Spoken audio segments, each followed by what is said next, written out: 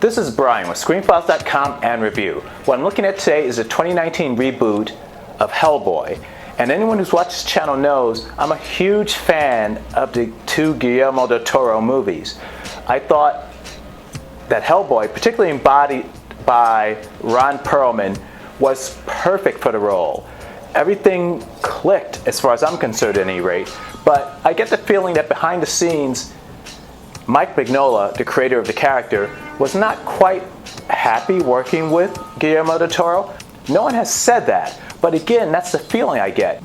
Del Toro originally planned a trilogy of movies for Hellboy, and he was never able to make that third movie. And also, I read something where Del Toro wanted to make that movie in a comic book, and Mike Mignola said no, and the reason he gave was that it was because he didn't want to confuse fans, as in having his own Hellboy comic and then have the movie Hellboy comic and so on. And as far as reasoning goes, that's as weak as water. There are numerous ways you could do that, and that he just did not want that to happen strikes me as maybe there was a little bit of bad blood between these two men. Again, I don't know that, but it just feels that way to me. In any case, Hellboy was rebooted with Neil Marshall, Dog Soldiers, The Descent, Doomsday at the helm. And if you've read anything about this production at all, it was troubled. Marshall had difficulties with the producers, they were arguing over stuff, and while I don't necessarily think you can see it on screen, that can never help a movie when you have the dissension between the director and the producers. So it had that going against it. It had that it was rebooting some pretty well-regarded movies. And having seen it, it's not bad. Now, keep in mind something though. That being said, it's not nearly as good as the two Guillermo del Toro movies. David Harbour's Hellboy is kind of rougher around the edges than Ron Perlman's interpretation. But also, Perlman's interpretation had a lot of depth and nuance and growth. And not only in two movies. The path the character was on was pretty apparent from the first, and the second just built on it. With this version of Hellboy, it feels very rushed, very compressed, as if there's a lot of story here, and they just needed to squeeze it all into one movie. Kind of like Aquaman syndrome, frankly. And you feel that's the case with the character and with the movie itself. I mean, there's a part of this movie that revolves around the Wild Hunt. And if I understand it, and I'm not a huge Hellboy fan of the comics, for that matter, by any stretch, but there was a whole storyline revolving around it. And when you see it in the movie, it feels more in depth. Like there's a lot more to it than they're just using, and they're just throwing it in there. And this movie has a lot of that. It's compressed in the worst possible way.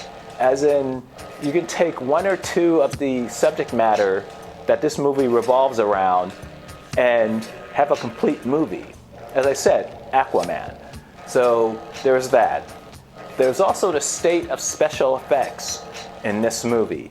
The first Hellboy had CGI, no doubt about it, but it was more practical when it could be practical. This movie throws a lot of CGI out. There are practical effects, by the way, and some are pretty interesting, but it throws a lot of CGI out there, and some of the CGI looks really dated. I mean, Van Helsing dated. It's just not good. Well, keep in mind something. When I say CGI isn't good, I don't mean that to imply I could do better, because I can't, frankly. At least not at this point in my life. I could not improve upon what they did in that movie. That doesn't make it good CGI. That means it's just CGI better than I could create personally. And so, for instance, there's this were leopard creature, and It is so Van Helsing. It is so obviously CGI and not a practical thing to be seen about it. And it just doesn't work. But conversely, as I said, some CGI works better. If there weren't prior two better movies based on the same character, this movie would have probably been at least good. As it stands, it's watchable, it's interesting at spots, but as a movie, as one cohesive thing, it isn't very good. It's worth seeing, if only to compare with what Guillermo Del Toro has done. But all in all, it's not that great.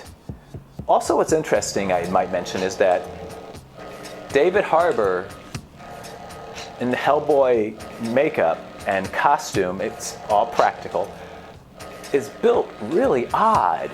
I mean, they show some instances of Hellboy shirtless, and he looks okay from the front, but they show him from the back.